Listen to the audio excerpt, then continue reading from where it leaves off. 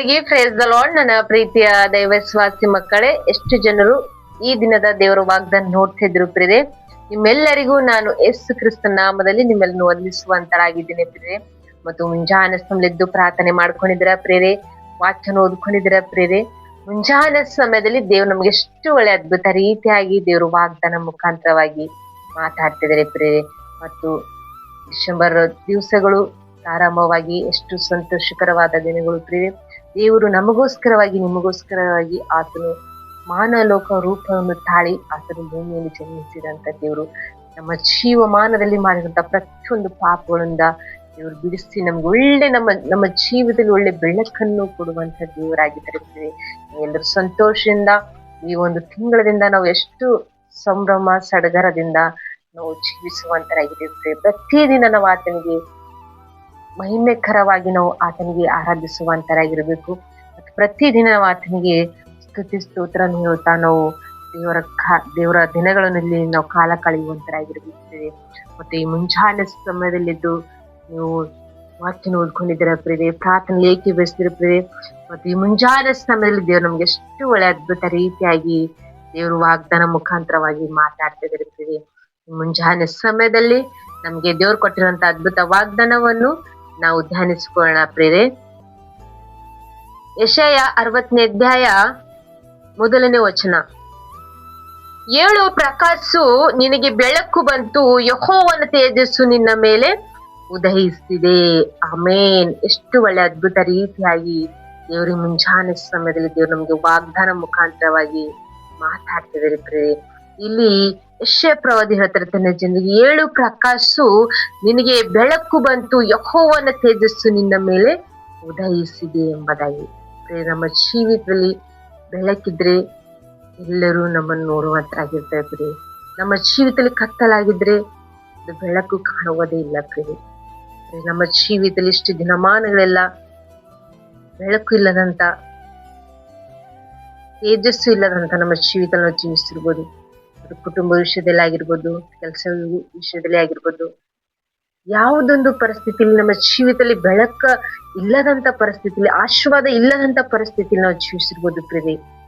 ಆದ್ರೆ ಅದ್ಭುತ ರೀತಿಯಾಗಿ ದೇವ್ರ ಮುಂಜಾನೆ ಸಮಯದಲ್ಲಿ ದೇವರು ವಾಗ್ದಾನ ಮುಖಾಂತರವಾಗಿ ಮಾತಾಡ್ತಾರೆ ಪ್ರಿಯರೇ.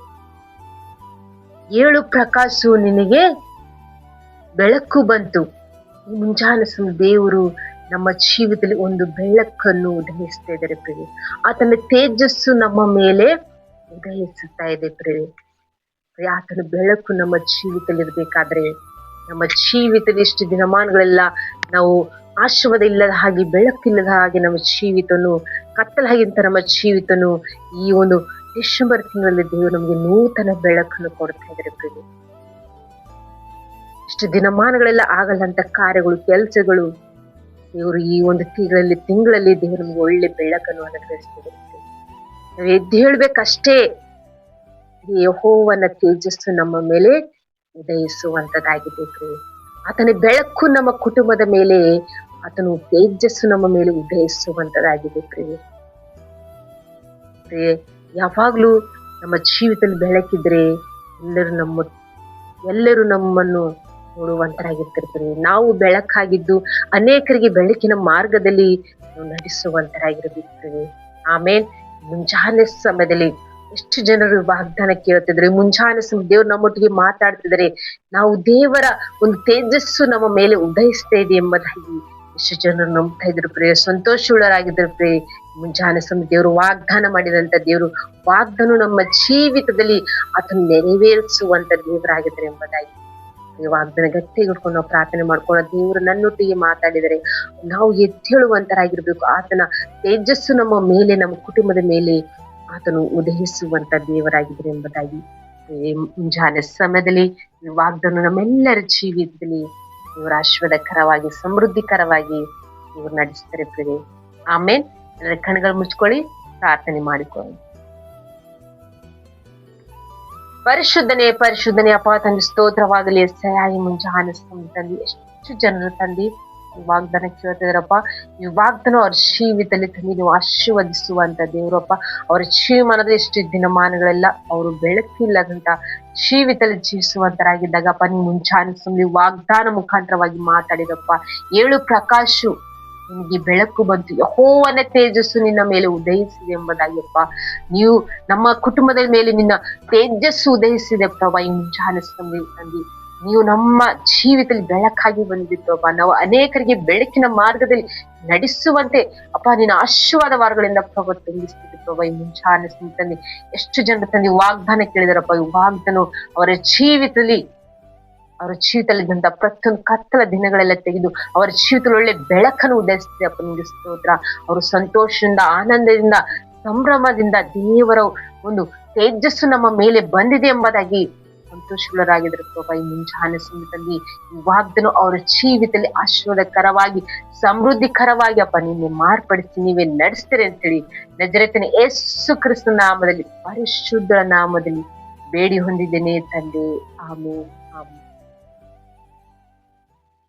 ಎಷ್ಟು ಜನರು ಮತ್ತು ಈ ಮುಂಜಾನೆ ಸಮಯದಲ್ಲಿ ವಾಗ್ದಾನ ಕೇಳಿ ಸಂತೋಷವುಳ್ಳವರಾಗಿದ್ದಿರುತ್ತಾರೆ ಮತ್ತು ವಾಗ್ದಾನ ಅನೇಕರಿಗೆ ಶೇರ್ ಮಾಡ್ರಿ. ಮುಂಜಾನೆ ಸಮಯದಲ್ಲಿ ನಿಮ್ಮ ಪ್ರಾರ್ಥನೆ ರಿಕ್ವೆಸ್ಟ್ಗಳು ಕಮೆಂಟ್ಗಳ ಮೂಲಕ ತಿಳಿಯಪಡಿಸ್ರಿ. ನಿಮಗೋಸ್ಕರವಾಗಿ, ನಿಮ್ಮ ಕುಟುಂಬಕ್ಕೋಸ್ಕರವಾಗಿ ನಾವು ಪ್ರಾರ್ಥಿಸುವಂತರಾಗಿರ್ತೇವೆ. ಮತ್ತು ಡಿಸೆಂಬರ್ ತಿಂಗಳು ಪ್ರಾರಂಭವಾಗಿಯೇ ಎಷ್ಟು ಜನರು ಸಂತೋಷದಿಂದ, ಉಲ್ಲಾಸದಿಂದ ದೇವರ ತೇಜಸ್ಸು ನಮ್ಮ ಮೇಲೆ ಉದಯಿಸಿದೆ ಎಂಬುದಾಗಿ ವಾಗ್ದಾನ ಕೇಳಿ, ವಾಗ್ದಾನವು ನಿಮ್ಮೆಲ್ಲರ ಜೀವಿತದಲ್ಲಿ ಆಶೀರ್ವಾದಕರವಾಗಿ ದೇವರು ನಿಮ್ಮನ್ನು, ನಿಮ್ಮ ಕುಟುಂಬವನ್ನು ದೇವರು ಬಲಪಡಿಸ್ತಿರುತ್ತದೆ. ವಾಗ್ದಾನ ಗಟ್ಟಿಗೆ ಹಿಡ್ಕೊಂಡು ಪ್ರಾರ್ಥನೆ ಮಾಡ್ಕೊಳ್ಳಿ.